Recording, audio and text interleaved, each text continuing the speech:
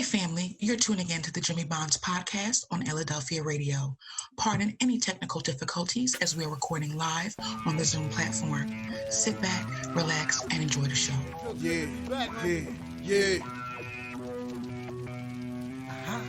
Jimmy. Lights, camera, action. Some people thought I quit and I ain't giving satisfaction. From a different era, writing rhymes up on napkins. What you had to say was more important, man, than traffic. Yeah, I'm talking back. What's good, family, and welcome to another episode of Jimmy Bonds podcast on Illadelphia Radio. This episode is sponsored by Onyx Artist Sonic Cafe. I'm your host, Jimmy Bonds, along with my co-host, Ty T.Y. What's good, Ty? How you feeling? All good in the neighborhood, Jimmy. Live from the 215. Live from the 215. You know how we do. And you know, I can't forget my other co-host. I love you, Miss T with the T. What's up, T? How you doing? I'm doing good, Jimmy. How about you? I'm doing well, Mama. I'm doing well. Remember, family, you can call us with your comments or questions at 844-844-1244. Again, it's 844-844-1244. You can also email us at jimmybondspodcast@gmail.com. Again, it's jimmybondspodcast@gmail.com. That's JIMMYBONDS podcast@gmail.com. Also, you can remember you can follow us on Instagram at Jimmy Bonds Podcast, on Twitter at Podcast Bonds, and make sure you follow the Jimmy Bonds Podcast Facebook group. Join the Facebook group. We're going to continue to open the dialogue. Moving right along, family. Tonight, we have a very, very special guest that I am humbled and honored to have on our show. Family, she has an extensive track record, and you know I got to go down and give the track record and tell you who she is, what she's done. Before I do that, I just want to say that this guest that we have on tonight is special for many reasons, but you know, we'll get to it in a second. Let me let you know about what she's done so far. So in her career is extensive. She's covered 50 years of comedy entertainment. She is the only renowned African-American female impressionist. She's one of the first solo artists to tour with Whitney Houston, sometimes filling arenas full of 30,000 people. She has hosted a roast for the heavyweight champion Muhammad Ali at the Apollo Theater. She was an associate writer for SNL. She opened for acts such as Gladys Knight, Shaka Khan, Cher, and The Temptations. She has written a number of books such as Me, Satan, God, and COVID-19, as well as her autobiography, Almost There, Almost. She's also received an honorary doctorate, so we call her Dr. Morrison. But family, I like to describe her as original, classic, a pioneer, heroic, brilliant, artistic, gifted, encouraging, refreshing, diverse, genuine, and dynamic. Ladies and gentlemen, can I please introduce you to Dr. Sylvia Traymore Morrison. Dr. Morrison, what's up? Thank you for coming on the show. Thank you for coming on the show. Where is she? Where is she? I want to meet her. All of that, I want to meet her. Family, thank you so much, Jimmy. That was. Oh my God! Thank you. Oh, you are so welcome. You are greatly deserve that intro. Believe me. But thank you. What I'm gonna do is I'm gonna let Sister T kick it off with her question, because I definitely want to get our sister in first. So, Sister T, go ahead and drop your question for us. Well, the first one, how did you start off? How did you know you had this special gift? You know what? I'm so glad you asked that, because okay, here's the answer to that. I must have been about 5 years old, and I could hear things. I could hear them. And not only could I hear them, I could make the same sounds. For instance, I knew when bumblebees were around. I could tell you in an instant the bumblebees were on their way. I would go in the house after playing all during the day at night, and I would hear crickets. So I would imitate crickets inside my house, and my folks thought the crickets were in the house. And it got so that anybody I was around, I could imitate them. And people started thinking it was a gift. You know, they were like, how do you do that? I don't know. I have no clue how I do it. I just hear you talking. I start talking like you.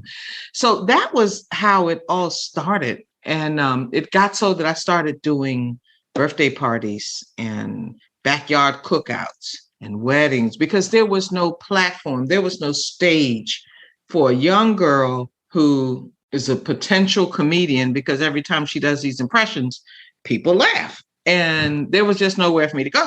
And so finally I started doing people at school, my teachers and the principal and just everybody around me. And it just kept going and kept going. But again, there was no platform. There were no comedy clubs. There were no places for me to go and entertain people. So I just loved it. I loved it. And I continued on until finally I was getting a little disappointed because there was nowhere for me to go. You know, where am I going to do? How am I going to do this? You know, the schools might have come up with something. We had talent shows, you know, we did all of that. But I was watching TV one night. I mean, it was a show called The Flip Wilson Show. Now, you guys are pretty young. You may not have heard of they look at Jimmy shaking his head. Yeah. Because, oh, you really? Oh yeah, I've heard of Flip Wilson. Oh yeah, I've heard of Flip Wilson. I'm watching the Flip Wilson Show, and 4 of the most unbelievably, absolutely gorgeous Black women in their their late teens, early 20s, come out on the Flip Wilson stage, and I'm like, oh my God, how did they get on TV? How'd they do that? And they must have heard me in my spirit asking that question, because the girl who was Miss Black America said, well, we're from the Miss Black America pageant. And I said, well, how do you get into this is me talking at home, right? But they're on TV. Well, how do you do that? And she said, what you have to do, it was almost like, you know, they were following me in my mind and question. What you have to do is you have to put in an application, and because we couldn't apply for the Miss America pageant, because in order to be in the Miss America pageant, rule number 7 says you have to be a Caucasian. So Mr. J. Morris Anderson created the Miss Black America pageant. So I said, I can do that. Oh my God, I can do it. I can do that. That I can do. So I applied, you know, I got my little application and I applied, and I'm going to make this story real short, although it's wonderful. It's a wonderful story. I entered the Miss Black America pageant, and I ended up tying with a girl named Bernadette Stannis, who happens to be Thelma from Good Times. And that I was like, wait a minute. And you know, the crazy that's thing my boo is, too. the night we tied, they asked us another question so that we could break the tie, see who won. And I won. But that night, and it's not a but, it's like an, oh my God, they gave her a card to come and audition for Thelma. And they sent me to Europe to entertain the American troops from the Vietnam War. So it was like a double win. It was like an amazing, amazing, amazing situation. That's amazing. And during that process, I got to be on national television. So that was like maybe the first big thing that happened for me, being in a beauty pageant. And I wasn't even thinking about the beauty. I was thinking about the talent part. I was imitating by that time a guy named Ed Sullivan, who was like the Oprah Winfrey of his day. Oh yeah. Y'all got to remember, I've been doing this for 53 years. 53 so I'm going to take you back to some stuff that people nowadays don't even know. And he was like the Oprah Winfrey of back then. And I was doing Jane Hathaway from the Beverly Hillbillies. Y'all, some of y'all shaking your head, yes, like you know, that's awesome. Because you know what? I'm just veer away from that question for just a hot second. In this day and time, I feel it's my job to introduce to the younger people who are coming up, because back then, those people crawled so that I could walk. And I'm walking so that today you guys can run. And you'll run so that the generation behind you can fly. Yes. Oh, okay. Yes.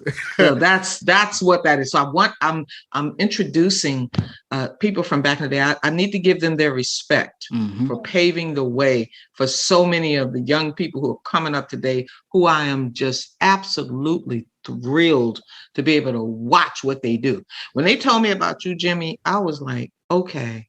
I mean, the whole spirit behind this show is so positive that it was like it's like a privilege for me to come here. You know, It really is. You guys are on a mission.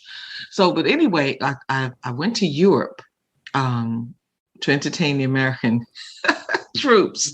And here I was from Washington, D.C. Hardly ever been out of the city. DC and I'm over in Europe in front of thousands and thousands and thousands of men and women in uniform.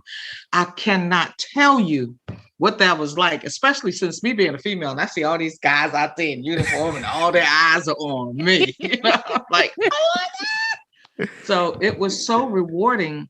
There was a guy back home was watching me in magazines and radio shows, and we didn't have the internet, obviously, but he said he had never seen a Black girl doing impressions, so he wanted to meet me. So our chaperone came and said, Sylvia, we got a call from somebody very prominent, and they want to meet you when you come back to the States. So they've provided a ticket for you to come out to LA when you get home. They want to see you live in person because you just can't imagine it. And that person who wanted to see me was a guy named Redd Foxx. Oh, goodness. Oh. Sanford and Son himself. Look at this. See, that's why I'm already loving. This is already why I'm loving being on this show already. Okay. Listen, let me meet Sylvia. Who did that? I did that. I did. That was good. That was good. And so when I got home, I think it was the next day or two, however long it was, they flew me out to LA, and I met with maybe 8 people, and I was a little nervous because they said, we want to see what you do. And I'm like, wait a minute, I just got finished performing in front of 15,000-20,000 soldiers. Now I have 8 people, but you got to do, when they call you in Hollywood, you got to do what you got to do. Yes, ma'am. Oh, God. So I'm thinking, I don't even know how to perform in front of 8 people, but I got to do it. And I did. And they had a contract already prepared for me.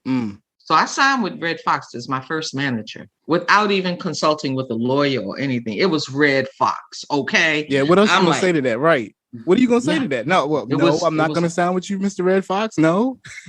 I signed with him, and while I was in LA the first time with him, they didn't have any work ready for me. So I made my own work. I went out looking for clubs. And by this time, there was a white comedy club called the Comedy Store. And it's still huge today. It's like the biggest comedy store in the world. And I was in line with people like, nobody had made it yet, nobody.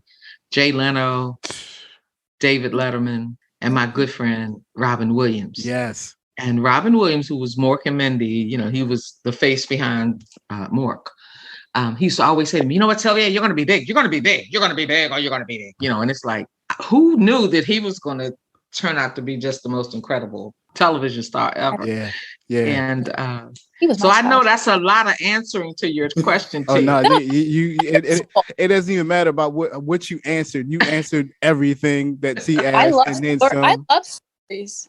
I love them. That's how you learn. Yeah, that's exactly how you learn. That's right. See, that's right. I mean, my bad. Look, I'm interrupting. Ty, I know you got a question, brother. Go ahead and do your thing. My fault. Yes, Dr. Morrison, can you name some of your favorite impersonations? You know what? I was just today. I love doing Whoopi Goldberg. As a matter of fact, Whoopi and Wendy are my go-to impressions when I'm doing shows. But here lately, I've been practicing. Remember, I said I'm doing stuff for the younger generation to pull them up to date on what's going on. So I've been handed a script to a one-woman play entitled The Return of Jackie Moms Mabley. So if you don't know who Jackie Moms Mabley is, she is the first Black female comedian ever. Now, if you don't know who Moms Mabley is, you need to go check out Netflix. It's a documentary on Moms Mabley. Yes, she is Whoopi Goldberg did a documentary. Phenomenal. And so, if you're gonna do that, yes. I mean, wow, like that is an honor. Really. You know what, to tell you the truth, Jimmy, we're pretty much sold out on all the shows coming up. And let me tell you another reason why. I get to bring to the stage, and T, I really want you to hear this. I get to bring to the stage eight iconic women who paved the way. We have like Ella Fitzgerald. Ella Fitzgerald in her day, she was the scat queen. And I've coined a phrase that scatting is rapping and rapping is scatting. Okay, because you hear her, if you ever heard her scat, I don't even know if you know what scatting is, but it's a form of singing, and it's so jazzy.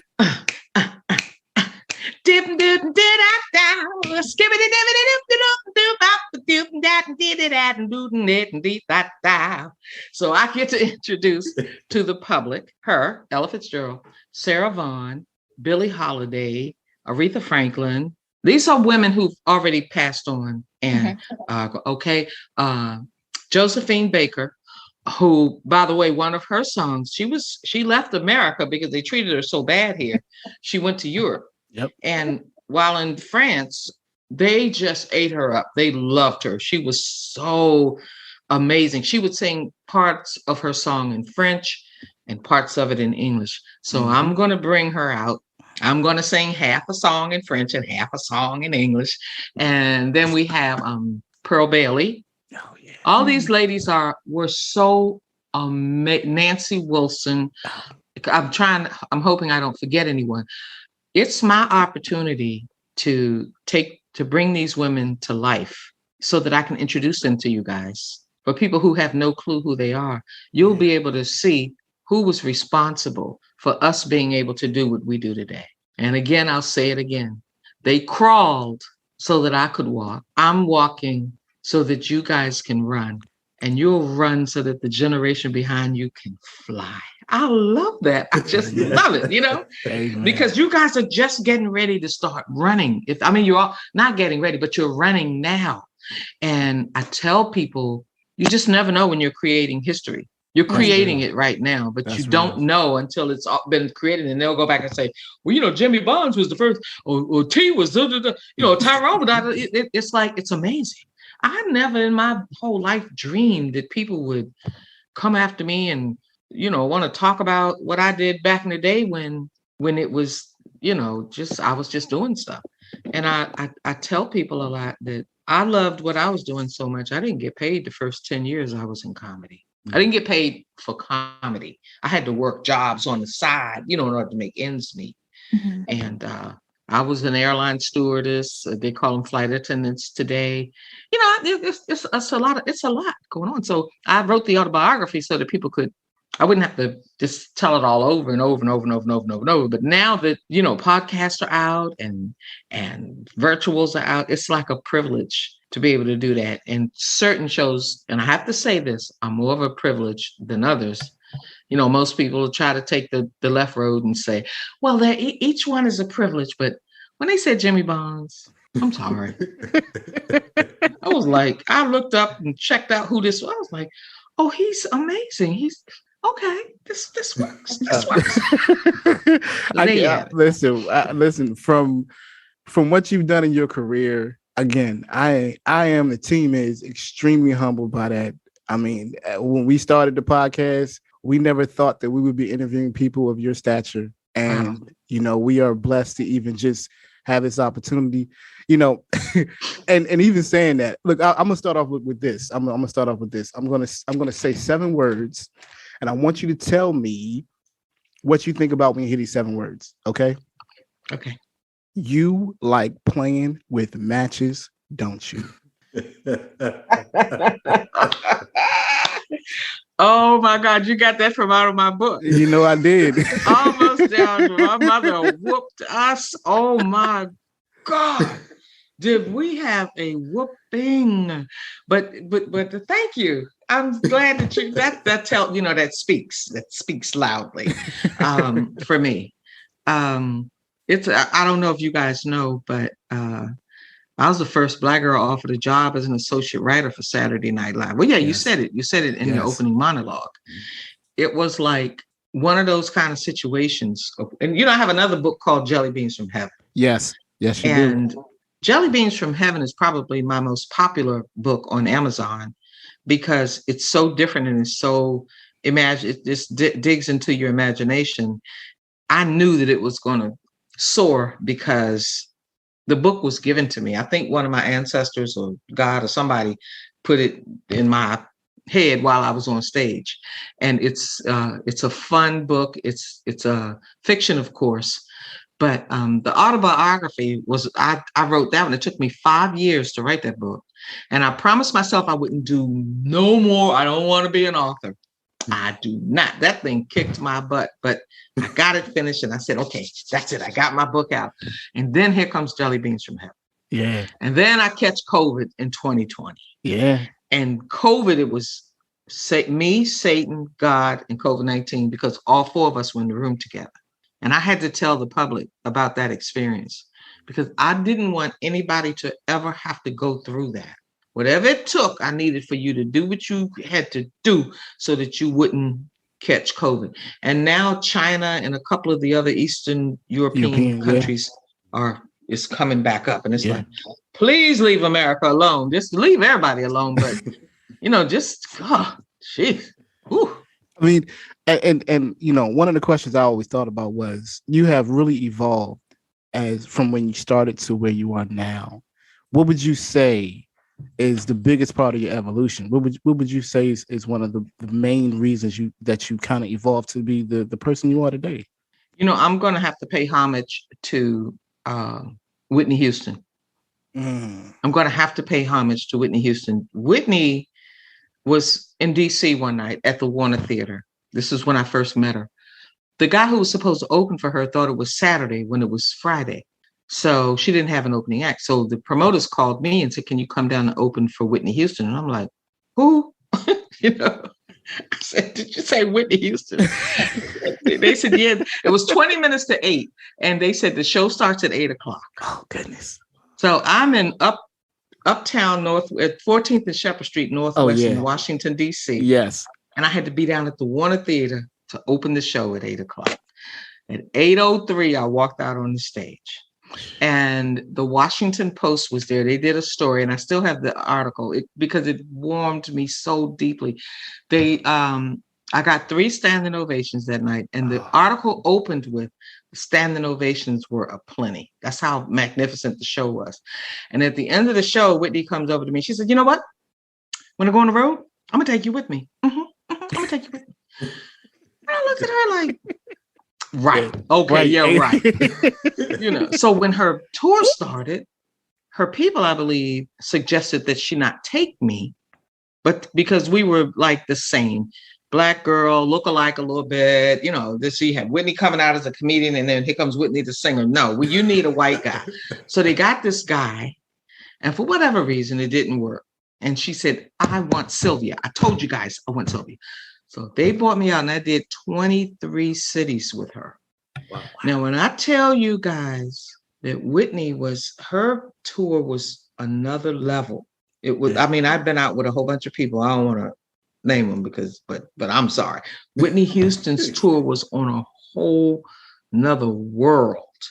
The money that they spent on her tour, the people associated with her, she was winning Grammys and just all kind of awards. She was Whitney Houston. Yeah. And I knew at the time it was a gift to be able to travel with that woman. And I got to tell you guys this little quick story right quick about Whitney. So we're on the road. I don't know where we are. And it meshes into 2 stories, but I think you'll enjoy it. So I had to go to her room one day. I forgot what it was. I knocked on the door. She said, come on in. I could hear her sing, oh, I want to dance with somebody. And I was like, oh. So she said, hey, Sylvia. And whatever it was, I told her. And it was about a dress. And I looked at the dress and I said, oh my God, Whitney, this dress is beautiful. She said, yeah, the designers send me clothes all the time, girl. Mm-hmm. They do. They send it to me all the time. She says, as a matter of fact, there were so many dresses on this rack. It had to be about 50, 60, 70 dresses on the rack. People send her stuff. I'm telling you that tour was like this. So I said, well, this one is beautiful. She said, girl, help yourself. Take a few. I'm looking at the dresses. She said, go ahead, take a few. Help yourself. And I'm thinking, oh my God, please don't let the ghetto come out don't let the DC ghetto come out of me. Because she said, girl, if you don't get on over there and help yourself to those dresses. So I tried not to let my arm go like this. And the other one went like this. And I walked up to those dresses. I said, Sylvia, put your arms down. Don't do that. And she said, take some dresses. So I reached in the dress rack and I grabbed as many as I could, and I could hardly see my face. I didn't know if I was embarrassed or not. And she said, because we were the same size, everything. I told her she was like my little sister.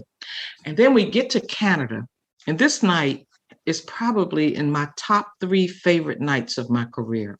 You guys don't mind if I tell you the story, do you? Oh no. Oh no, please. Okay. So we're in Canada, and I do my show, and I come off stage, and her entire team, we would all go around to the front to watch her. Every night after my show, we would all go out and watch Whitney. And this particular night, she looks out in the audience, she looks at me and she says, and I'm like, to myself, what? What do you want? Why would you want? Well, what?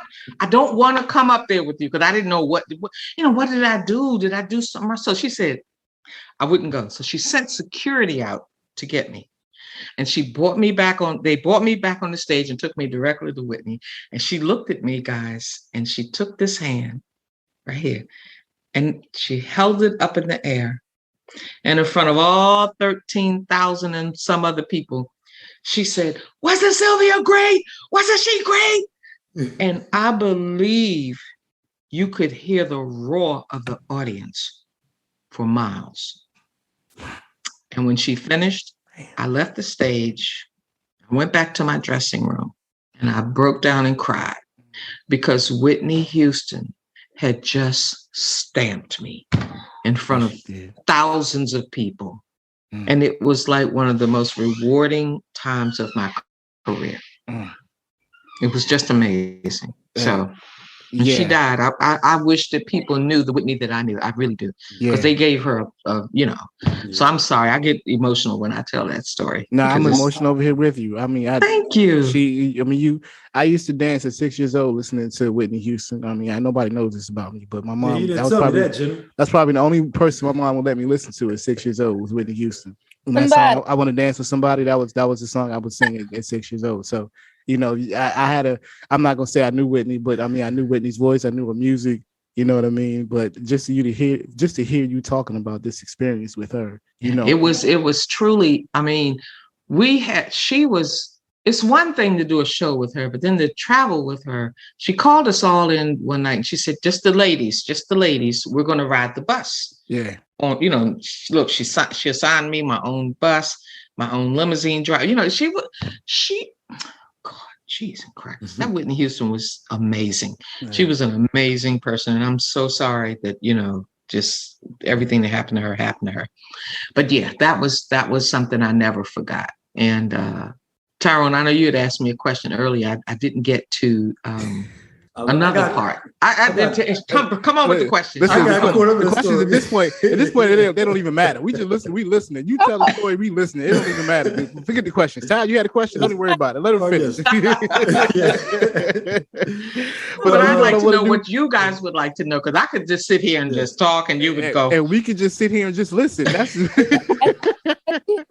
But hold on, we're gonna take a quick break, and we're gonna come back with Dr. Morrison. She is definitely giving us so much of her story, and we're sitting here all open ears, open hearts, open minds, open spirits, because in the grand scheme of things, people don't know this about me. I'm a big historian. I love history, particularly Black history. And I told you, Dr. Morrison, my mom was a teacher, so that was really emphasized in my household, was learning about Black people, Black historians.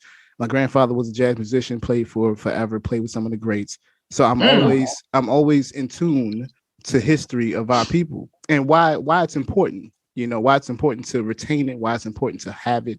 So to have you on sharing the stories that you're sharing is better than gold. Thank you. We really appreciate that. Really, just I can't even put it in words right now. I'm just so thankful for it.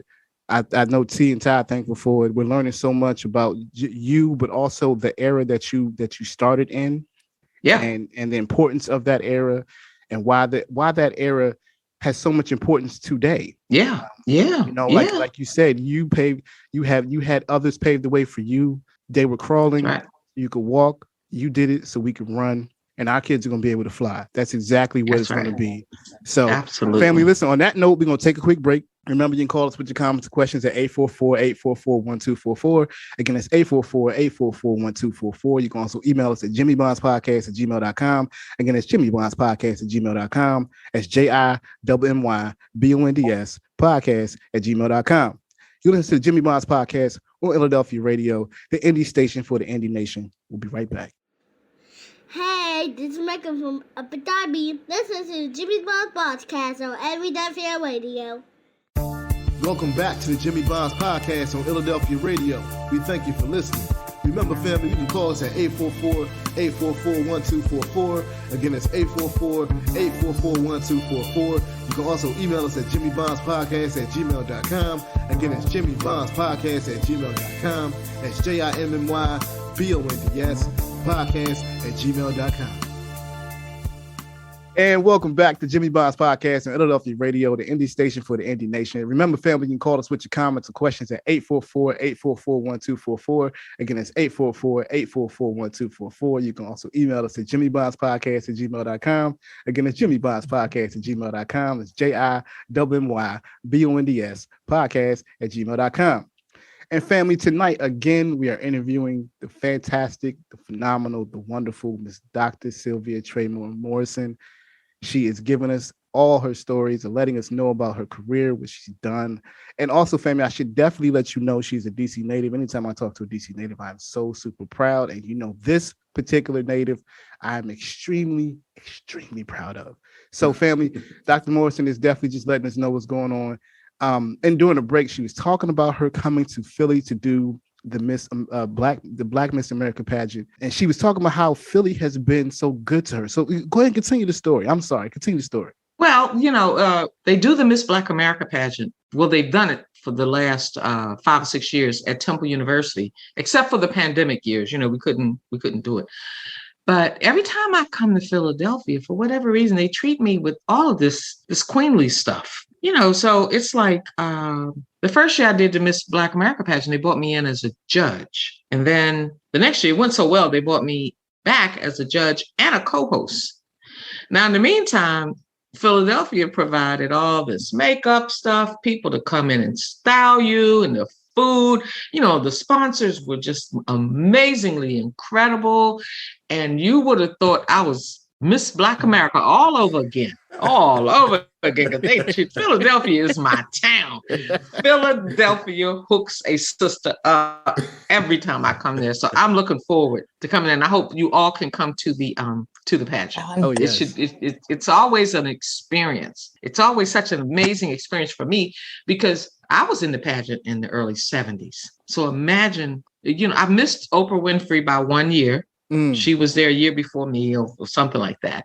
And of course, Tony Braxton and Halle Berry, you know, they've all been contestants in this pageant. So for me to see these young girls today, it inspires me. You know, it just makes me know that I'm doing the right thing, trying to gear younger people into what they do. Yeah.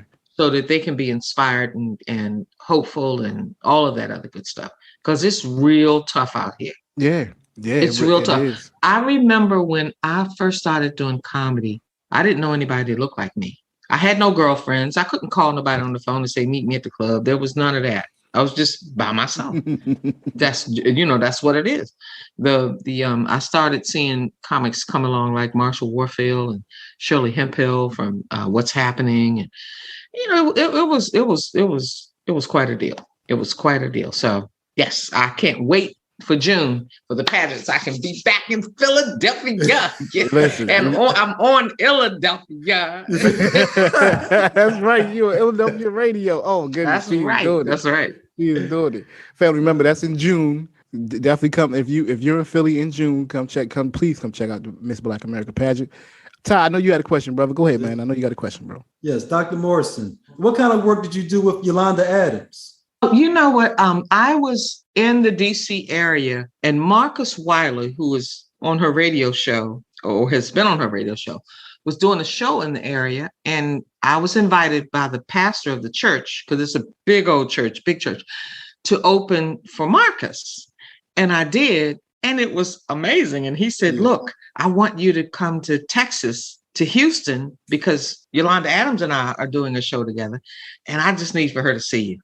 And so they flew me down to Houston, and the church we performed in housed like 2,500 people. And it was like, I ended up doing a whole bunch of shows. Everybody that I've had the privilege of performing with, they always either bring me back or put me on the road with them. For instance, in 2019, I was in Las Vegas. I'd been hired to host the Play Awards. Okay. Mm-hmm. And this particular night, we had like 2 nights off.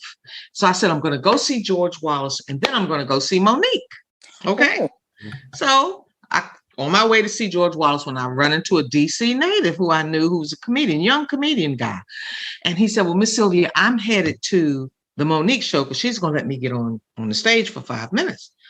And I said, well, that's awesome. Let me go and support him. I'll go to Monique's show tonight, and then I'll go see George tomorrow. Well, when I got to Monique's show, Rodney Perry, who was her host, seated me in the VIP section. He said, Monique is going to love you. When she hears about your history, she's going to love you. So sure enough, after her show was over with, she came over to me. She said, hey, Miss Sylvia, how you doing, sugar? She said, I'm so embarrassed because I don't even know you, baby. But I love us for real.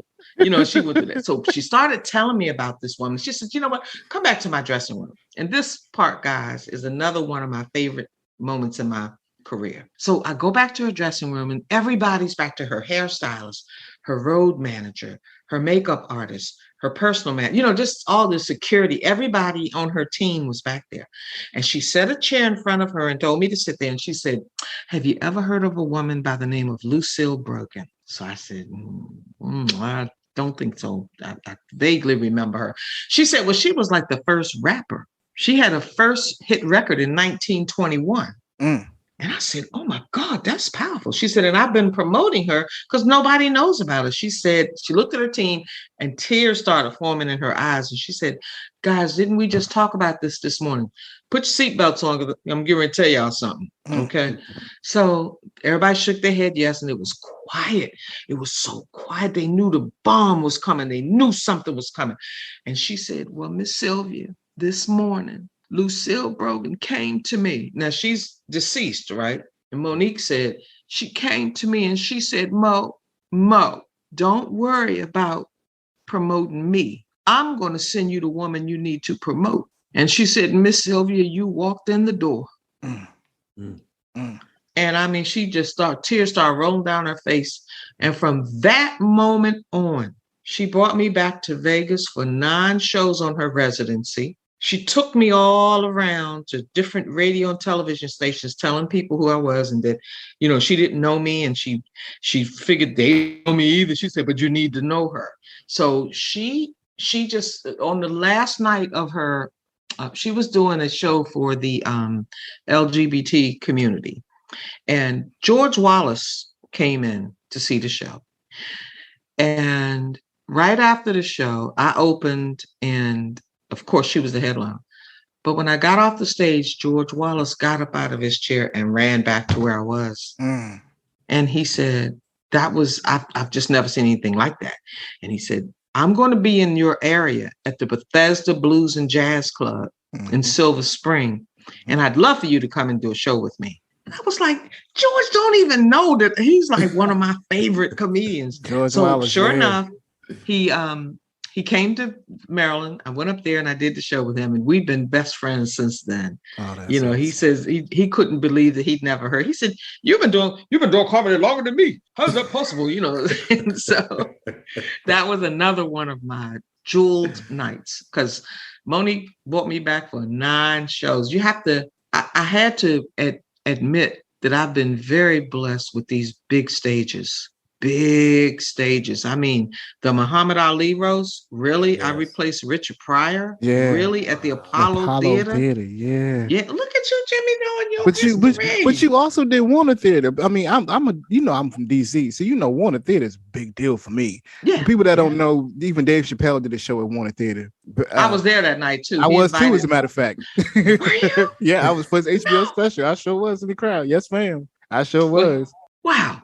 Yeah. Well, he took a picture with, we went up to Duke Ellington because that's where he went to school. Okay. And so he invited you got to tell people about Duke Ellington. They don't know about what Duke Ellington is. Okay. You got to tell them about Duke Ellington. I'm gonna let her tell it because it's definitely a renowned school. I'm sorry. Go ahead. Duke Ellington actually was my high school, but they changed it to Duke Ellington, and it is the premier school of the arts. Yes. In the Washington DMV area. Yes. And probably second to none, other than maybe the New York maybe Juilliard. I don't know.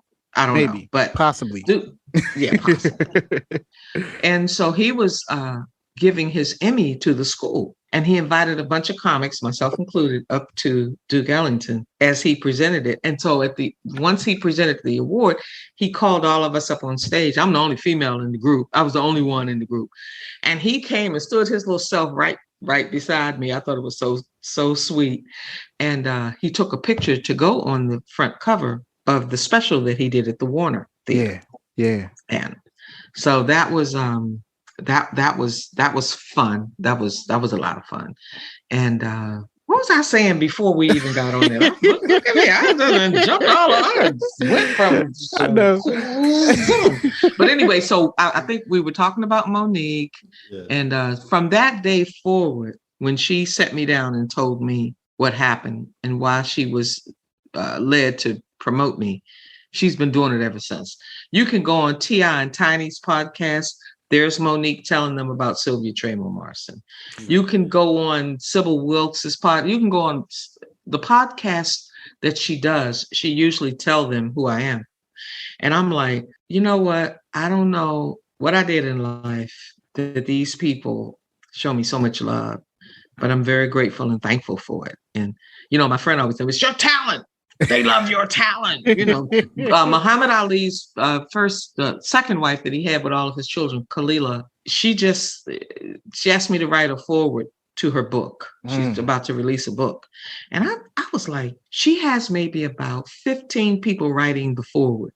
But once you hear who all the people are that are writing the foreword, it's like, wow. Well, I mean, after all, she's the mother of Ali's children. Yeah. Of Mr. Ali. I try to be respectful. But I was telling you guys about how that's what it was. So they were roasting Muhammad Ali at the Apollo Theater, right? Did I say that earlier tonight? Yes. Okay. Did I tell you about how he came out on stage and grabbed my hand, took it to the front of I did an impression of him. I did a daggone impression of Muhammad Ali on the Apollo stage, scared to death. I was so scared. I was praying. I was like, God, please let this be good, please. Because it was me doing a man. He in front of Muhammad Ali. Yeah.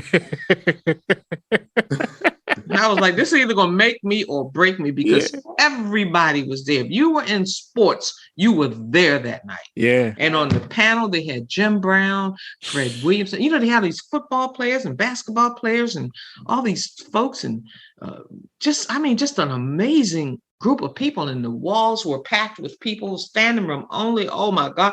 And I had the nerve, the audacity to think that it's okay for me to go out here and do my impression of Muhammad Ali. I went out there, and when I was done, I introduced him. He came out. I'm walking away. He grabs my hand. He takes same hand Whitney Houston had.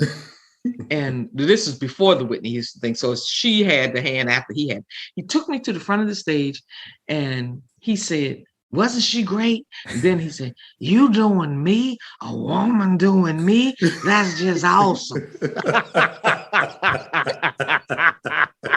And it was that night, guys and ladies, that Garrett Morris from Saturday Night Live came and told me I needed to meet his boss because Lorne Michaels was going to love me. Yeah. And he took me over to NBC. And Mr. Michaels offered me a job right there on the spot as an associate writer for Saturday Night Live. Saturday SNL. There you go. And they were only 4 years old. They were only 4 years old at the time. Now, what was it like writing for Saturday Night Live?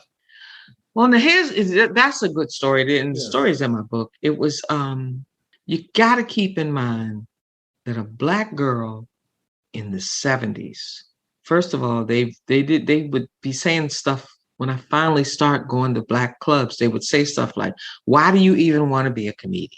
You're a beauty queen. You do this, you do that. Why? I was rarely let on stage. And I try not to share those kind of stories in my books because I'm trying to inspire people, But Monique told me, she said, Miss Sylvia, you need to put them stories right back in your book, sugar. You need to put them right back. She sounds just like her. So I didn't really stay with Saturday Night Live long. And it was also the year I gave birth to my first daughter. Mm.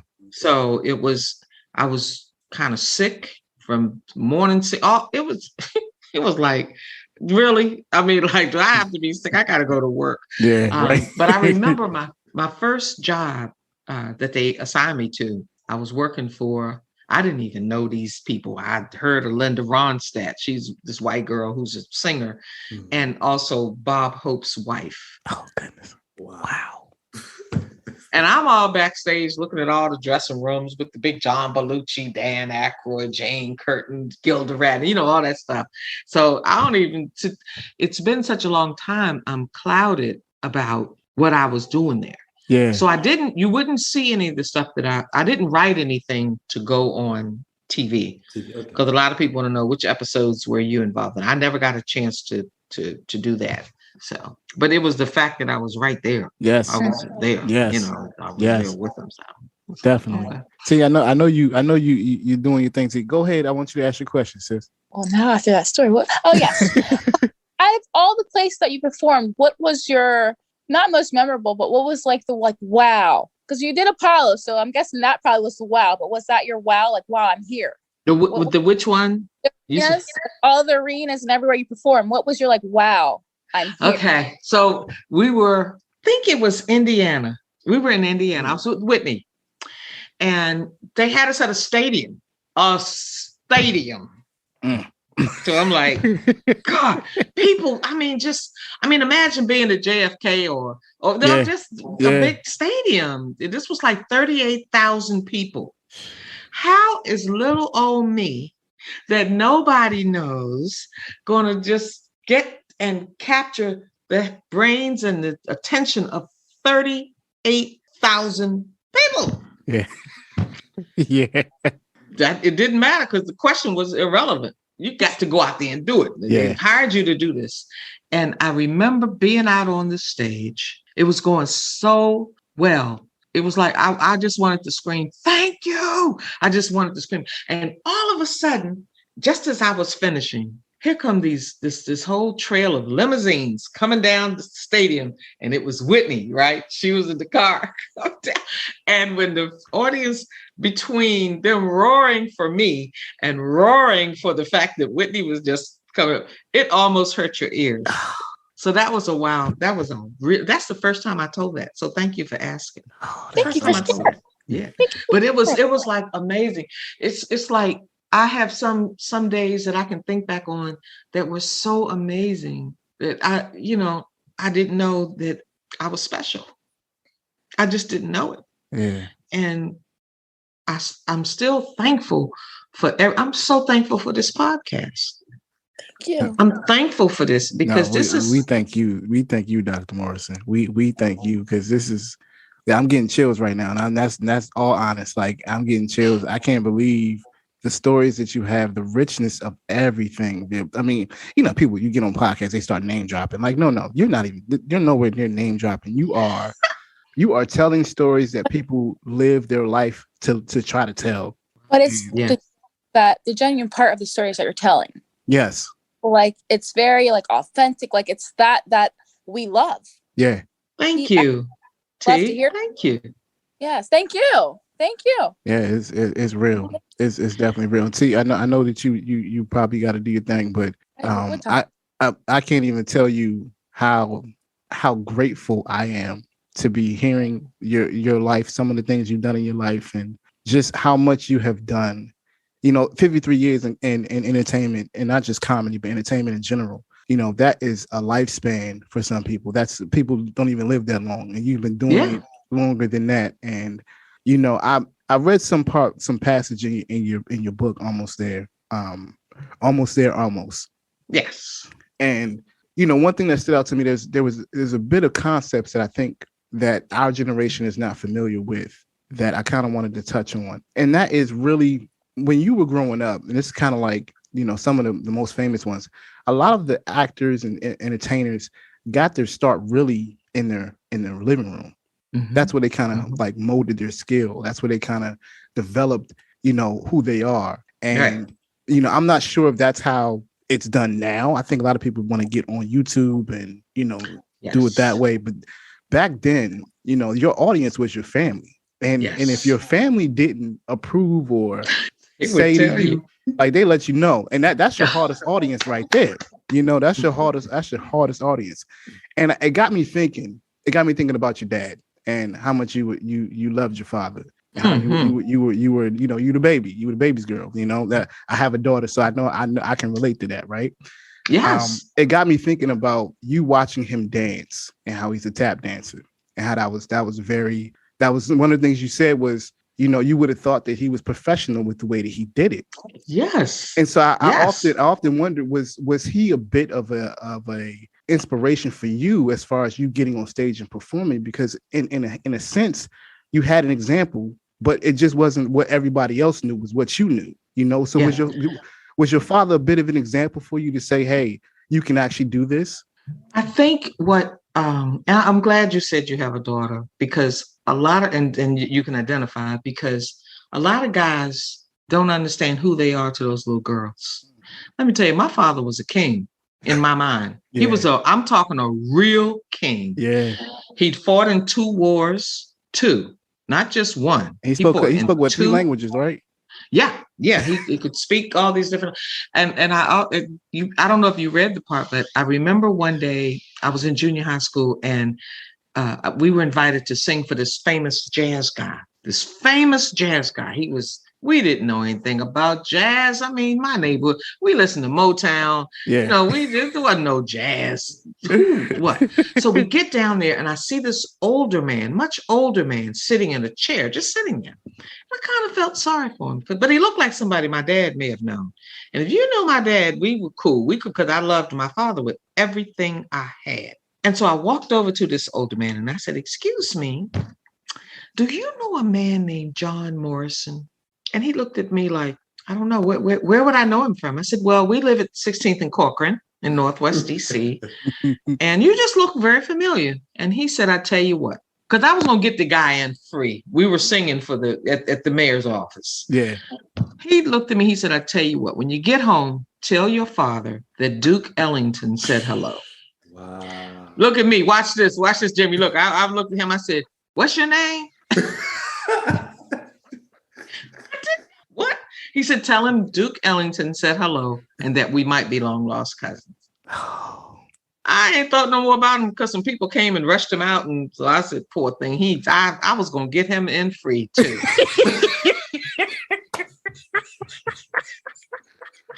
So I'm not sure if my dad had, I was just fascinated with how well he danced. Yeah. I didn't equate it to me being in the entertainment industry because I was more fascinated with how smart he was. Yes. In terms of speaking 3 different languages. Yes. And I knew that both wars had affected him because he kind of cheated in order to get into the first war because he was from North Carolina and his father was dead and there were 3 of them. He was the oldest. And so he went to the United States Army and told them and upped his age so he could get in the army and kind of help his mother, my grandmother, out. And so those were the visions I had of him. That's why I was so proud of him, because I said, this man was willing. I mean, he was a kid, like 16 or 17 going into the army or however, he wasn't old enough to be in the army, just put it that way. But he went anyway.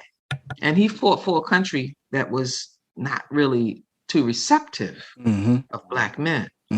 It's just, I have to just keep it real, and I know I get a lot of flack sometimes, but people don't know how much I love military men and women based on my trip to Europe to entertain the American troops. Yes. So I've countered that with, oh no, in every show that I do today, I don't care where I am, who I'm with, what's going on, I ask veterans in the audience to stand up so we can applaud our heroes. Amen.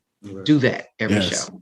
And that's what we're supposed to do. I mean, that's what we're supposed to do. My dad was a vet, and it's just, I don't think we give vets enough credit for what they do for our country, particularly our African American vets, particularly our Black vets. I mean, they absolutely. I agree. I mean, like you said, they're fighting for a country that doesn't appreciate them. I mean, and I'm using that as an understatement. Appreciate.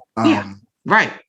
It's mind-boggling sometimes what they do, how they do it, but it's really to protect the ideals of who our country is and who we are as a nation. And, beyond all the bigotry that goes along with it, we are all Americans. We all we all have our roots here. So absolutely, it was critical. Even speaking about my daughter, I was sitting in my house researching you. I had some videos come up, and she said, "Daddy, who's that?" I said, "Oh, baby, so sweet. That's Dr. Morrison." She said, "Dr. Morrison, who's that?" I said, "I'm going to interview her for the podcast." She said, "You going to interview her for the podcast?" Because she's seeing all the stuff. She's Googling. She's 6, so she's seeing it. She knows how to Google and find stuff on YouTube. So she's like, "Daddy, you going to interview her?" I said, "Yeah, man, I'm going to interview her. It's going to be really dope." She was just like, "Oh, Daddy." And my daughter is the epitome of me as far as entertainment. She loves to sing. She loves to dance. She's a comedian. She tries to do pranks. She's that kind of kid. So just to even have this opportunity to talk about this with you, and I knew how much you love your father. And I look at my daughter and I see how much she adores me as her dad. Is just like, it was one of those things I just said, and there was a passage in your book. You said it hurts your heart sometimes to hear a lot of our women not have the relationship with their father that you had. Yeah, it does. It really does. And the way you said fathers are just they're gold in the sense that was, and I'm not quoting you from the book, but that was to the extent that you were saying. Right. And it made me just think about how much Black fathers, how much we don't know the influence we have on our young women. Yes. In general, just as far as like who we are as representation. It touched me, and I have to say that just from one father, and Ty's a dad as well. Ty has a daughter as well.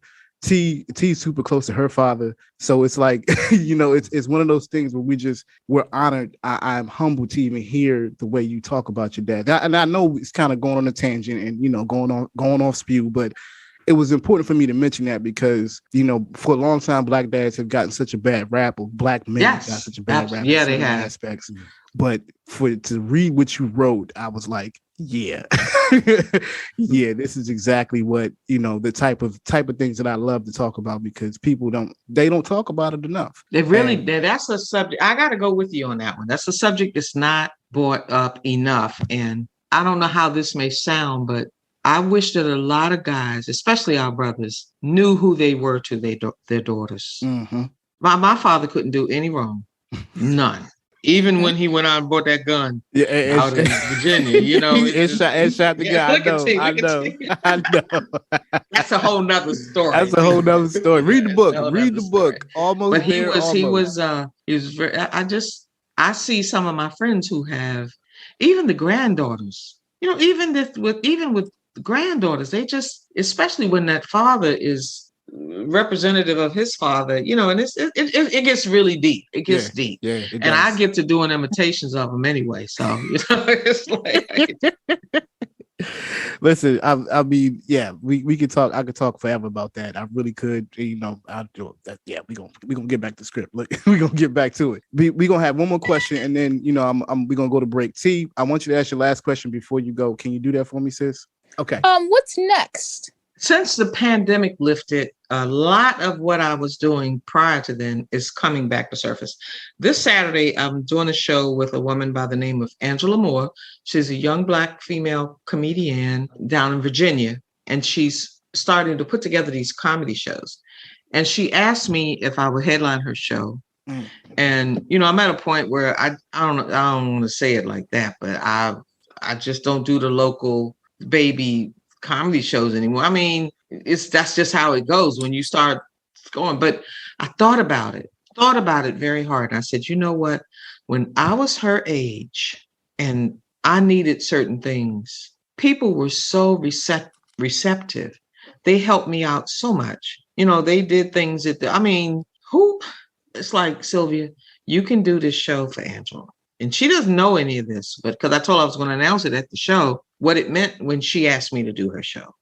And, it's like, I know it's probably going to be something huge for her to have me there, because in the DC area, I'm like, I'm like, they love for me to be at the shows. And so I decided I would do the show. She told me, she said, Miss Sylvia, I know I can't afford you. And I said, no. Here's what the deal is. It's not even about the money. It's about the integrity behind it. You're a young Black girl struggling, trying to have a good show, get your name out there. Why shouldn't I? Why should I not do it? Simply because, I don't do little local. No, I will be at your show, honey.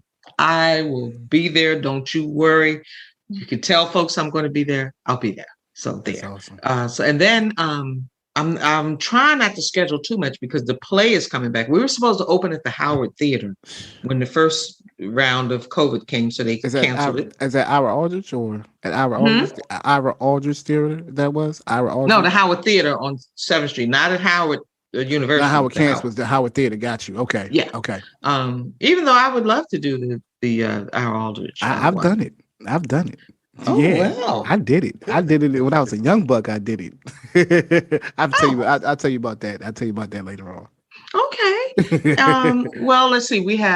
I have to check my calendar every day because they put stuff on it and I don't be knowing what's on it. So I'm like, okay. But I know that the show Saturday is in Virginia. You know what? The Nation of Islam invited me out to do their Savior's Day. Get out of here. The only woman they ever invited to headline their show. They didn't ask me to wear a hijab. I would have worn it, if that was the thing. But Mrs.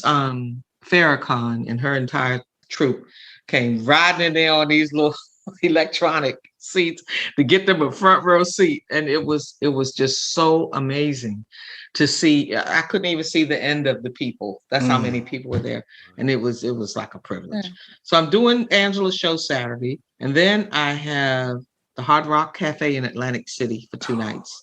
And then, that's my daughter's baby shower. And then baby shower. My daughter's baby shower. I gotta be there for the baby shower. Having the baby. So the play is probably one of the biggest shows. And then for Mother's Day, oh my God, Mother's Day. I don't know how I'm going to do it, but I'm going to do it. I'm in Washington the day before Mother's Day. And then I'm in Frederick, Maryland with the Def Jam comedy reunion. But I'm not a Def Jam comic, but because it's Mother's Day, they say I'm the mother of comedy. They asked me to be on the show. And I said, of course I'll be on the show. Yes, for and sure. Then I'll be in Charlotte. I'll be in Charlotte actually first with the Nation of Islam folks again. Mm-hmm. And then I'll be in Frederick at a show at the Weinberg Center, which is like a nice big spot. Yeah. And then I'm with Joe Claire on Mother's Day at the DC Improv. Yeah. I mean, you are really busy schedule. She is moving, she is shaking. Family, do not miss any of her shows. If you out there, you're in any of these cities she's named, you make sure that you go see these shows because Miss Traymore, Dr. Morrison is legit the mother of comedy. Believe me. Really all in. I mean, you just I talk to people all the time who just name drop. And it's like I'm listening to these people that Joe Claire, are you kidding me? Like people don't even know. Like Ty know who Joe Claire is. You from that era. I mean, this people that I grew up watching him. You know what I mean? And it's just you talk about being blessed, and often say sometimes people have plans. I'm going to do this and I'm going to do that. It seems like you have been really just like. And don't take this word the wrong way, ordained to do certain things. Oh, yeah. And in the sense of just like it seemed like just God got your hand and taking you where you need to go, like all the time, it's just I'm floored, really. I'm really floored by a lot of stuff, stories you're telling us right now.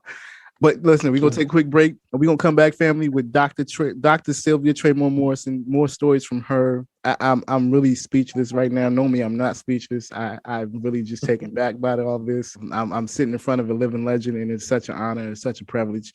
The family is very, I think we are just flabbergasted by the amount of knowledge and wealth of experience that you have. So yeah, we're going to take a quick break. Remember, family, you can call us with your comments and questions at 844-844-1244. Again, that's 844-844-1244. You can also email us at jimmybondspodcast@gmail.com. Again, it's jimmybondspodcast@gmail.com. It's JIMMYBONDS podcast@gmail.com. You listen to Jimmy Bond's podcast on Illadelphia Radio, the indie station for the indie nation. We'll be right back. Hey, this is Michael from Abu Dhabi. Listen to Jimmy Bond's podcast on Illadelphia Radio. Welcome back to the Jimmy Bonds Podcast on Illadelphia Radio. We thank you for listening. Remember, family, you can call us at 844-844-1244. Again, it's 844-844-1244. You can also email us at jimmybondspodcast@gmail.com. Again, it's jimmybondspodcast@gmail.com.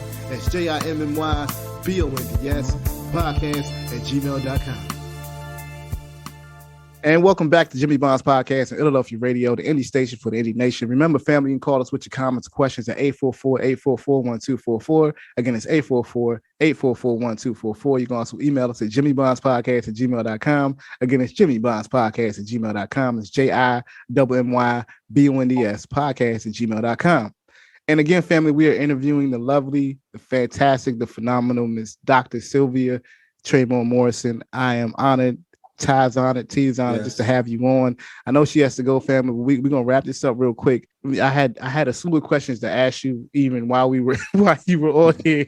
But okay, well, as before you go, tell us what you're doing with the DC Urban Art Project. That project has since you know what I noticed when we first came on, and I'm trying to get that bio off the air because the DC Arts project is no longer, the people who are doing that had to move out of the area, and so they renamed it, I think, to the Los Angeles or wherever it is that they moved to. So I'm not involved in that anymore, and it's been gone for about 4 years. Okay, yeah. So even talking about that though, one of the biggest things I always, before we even started recording, I was saying that artists in DC, now DC is a melting pot. People don't know this about DC. It's a melting pot full of artists of all types of different talent. Yes. And a lot of times artists from DC do not get the recognition they deserve in a big way. I mean, some of the biggest names have come from DC. Absolutely. There's some artists that you don't know that are just super talented. What do you feel? Right. What do you feel about that in a sense? Well, I don't know if you guys know yet or not, but they recently they are doing a documentary on the comedians from this area. And it's called DC, the Mecca of Comedy. And on that, here we go name dropping. I'm sorry, but this is already done. I've seen the trailer. There's Dave Chappelle, Martin Lawrence, Tommy Davidson, myself, Chris Thomas, Wanda Sykes. All the people that are from DC. Their documentary is highlighting DC being the Mecca of comedy. Dominique, just Mike Brooks, Joe Claire. It just goes on and on and on. All these people, and it's like amazing when you see all of the people from DC in this documentary. Yeah, Greg Poole. Oh my God, Teddy Carpenter. No, I don't think Ted's in it, or Pierre. I don't think either one of them in it. But it's enough from the DC area to show that, oh my God, DC is the Mecca of comedy. The Mecca of comedy. Now, my daughter's name is Mecca, so I'm very I'm big on that, right? Okay. But one of the things I was going to ask you, and I know we short on time, but where is your documentary, A Legend Among Us? Is that going to be worked on or finished? Because I'm looking to see that. Well, they started that documentary. They put the trailer out, and then I have an opportunity that is, and that was done a couple of years ago because of who else is interested in doing the documentary, which is, I don't want to throw names, but it's like it's a whole different world with the new documentary that's coming up. Yeah, so, because you need to have the same type of documentary that Moms Maybe have. Wow. And you need to have that type of acclaim. People need to capture this story, understand who you are, what you've done, what you've accomplished. And she, most times when you see stuff like this, you think these people have passed away. I'm sitting here talking to entertainment royalty, to be honest with you. Just the amount of stuff that you've done and just how you have helped others, how you've influenced others, how people always talk about pay it forward, the paying it forward. But you had it done to you, you're doing it for others, and it is a remarkable thing to really understand, your extensive amount of work that you've done and accomplished. You've graced stages that people have lived to try to grace forever. You know what I mean? Even when I was reading the story about you at the Carter Barron with Richard Pryor and how that went down. People don't know about the Carter Barron, but the Carter Barron is it's a place down in DC. But even with that, I was reading that, I'm just like, Richard Pryor, what? And how? And I replaced him in the Muhammad Ali roast. With the roast, yeah. So I mean, 6 degrees of separation. But you've done so much. You have accomplished so much. Do you ever look at yourself and just say, because you don't have the aura of I'm the ish, I've done all the stuff, I'm blah blah blah blah blah. You have the aura of a person that's extremely appreciative of where you are in your life and what you've done. Do you ever feel like you walking on clouds? Do you know what I mean? That you are really, sometimes you got to pat yourself on the back and say, I've done some amazing things in my life. But being who you are, I mean, you wake up and put your pants on like everybody else. Do you? I mean, do you know what I mean? Do you understand that it's not just amazing. Amazing would be belittling what you've accomplished. You have really just paved the way for so many other comedians, male and female. Black and white. Yeah. And, how does that make you feel? Well, there's a book out called Comedians Laugh Be a Lady. And there's one chapter in that book that I was online one day and this comedian comes on. He says, oh my God, I was at Barnes and Noble and I saw this book, Comedians Laugh Be a Lady. And he said, and Sylvia Traymore Morrison we were all on like a chat room or whatever. And he said, and Sylvia Traymore Morrison was in this book. So they done wrote another, they got another book because, people are starting to write about me in their books and so forth. And so I went and got a copy of the book. And when I opened up the chapter, it started out with Mary Tyler Moore, Jean Stapleton, Cloris Leachman, all these white female legends. Mm-hmm. And then Sylvia Traymore Morrison. So I called the author and I said, you got me in there with Valerie Stapleton and Mary Tyler, all of these white girls who were major, major artists. And she said to me, Miss Sylvia, you were right there with them. The only difference is, aside from you being a Black girl, you didn't get the TV coverage that they got. Because if you'd gotten the TV coverage, your name would be just as big as theirs. And so I found that to be quite fascinating. And then she said to me, and this was like, wow, she said, a female with Black skin and who does impressions may have been too big of a novice at the time that, industry people just didn't know what to do with you. That's real. That's real. And so that was awakening for me. But I appreciated her saying that you were right there with them. The only difference is you didn't get the TV coverage. Yeah. So I remember I was home by myself one day and I was just, fooling around in the mirror, getting my hair done, putting on makeup. And I saw this woman and it hit me, Jimmy, that I used to think that God made everybody special except for me. I even start out one of my books like that. I said, he just made everybody. I knew people who could run faster than, they in the Olympics. I knew people who were the best double Dutch dance. They could sing. They didn't have to study. They were so smart. Everybody was so special. I didn't have anything special. And then I looked at myself one day and it just all of a sudden hit me. Sylvia, you're the only Black girl in America that has this talent. Yeah. How cool, how special is that? Yeah. And so nowadays, I've seen maybe 3 other girls who do impressions. And I can't tell you how that warms my heart. All those years, I'm 53 years in. And all those years, I was alone in that category. There was nobody to compare me with. There was no, it was just me. And I had to take a moment and be thankful. Yeah. And I think that's one of the reasons why, I'll do a show like Angela Moore's show. Yeah. This coming Saturday. Yeah.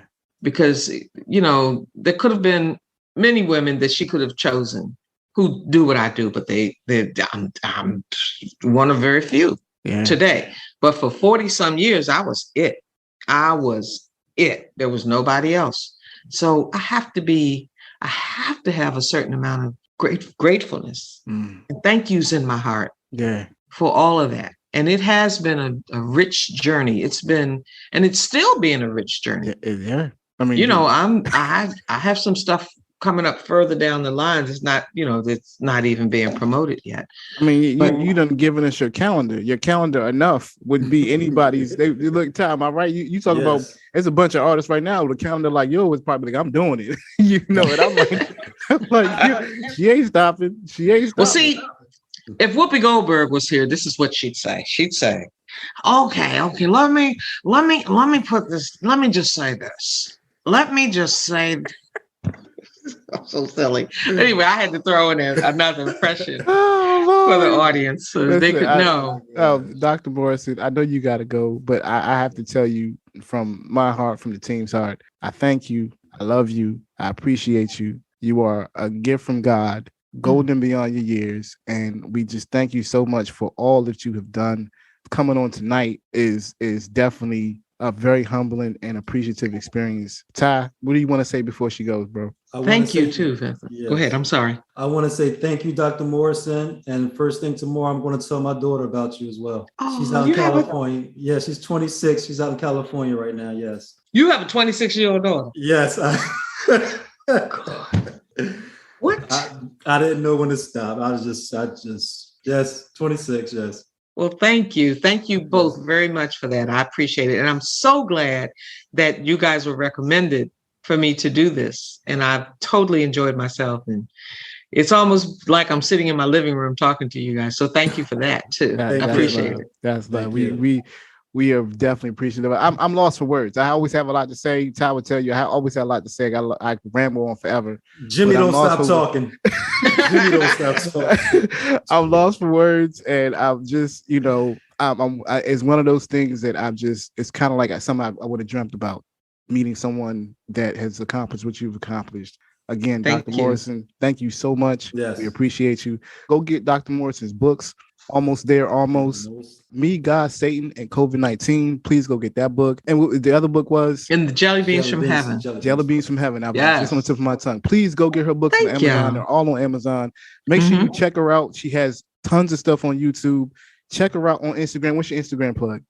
Sylvia T. Morrison. Sylvia T. Morrison. She is hilarious. If you check out her stories on Instagram, you will find stuff that will make you die laughing. I saw her yesterday, killing it. Okay, the family. She is phenomenal. Is there anything you want to say before you go, Dr. Morrison? Just happy to have been a guest here on your show. And if you're in the area and I have a show coming up, please, by all means, come join us. I'm definitely going to be there. We're definitely going to be there.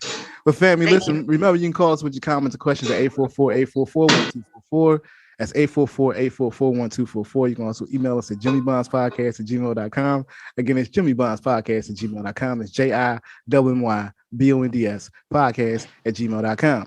And remember, family, also, we are still in the COVID-19 pandemic, so please, please, please wear your mask, wash your hands, practice social distancing, and remember to tell your friends and your family that you love them, because you never know when you might get another chance. I'm Jimmy Bonds on Illadelphia Radio, the indie station for the Indie Nation, and we're out. Peace. Fam, that's going to wrap the show. We want to thank you for listening to Jimmy Bond's podcast on Illadelphia Radio. We ask you leave your comments and questions at 844-844-1244. Again, that's 844-844-1244. You can also email us at jimmybondspodcast@gmail.com. Again, that's jimmybondspodcast@gmail.com. That's JIMMYBONDS podcast@gmail.com. Now remember, family, we are still in the COVID-19 pandemic, so please, please, please remember to wash your hands, wear a mask, and practice social distancing. Also, remember to take nothing for granted and value every opportunity you have with your friends, your family, and your loved ones. For in these times, every moment is sacred. So until the next episode, you can find me on Good Hope Road, screaming, stay up, don't sleep in your dreams. I'm Jimmy Bonds, and I'm out. Fight on, come on.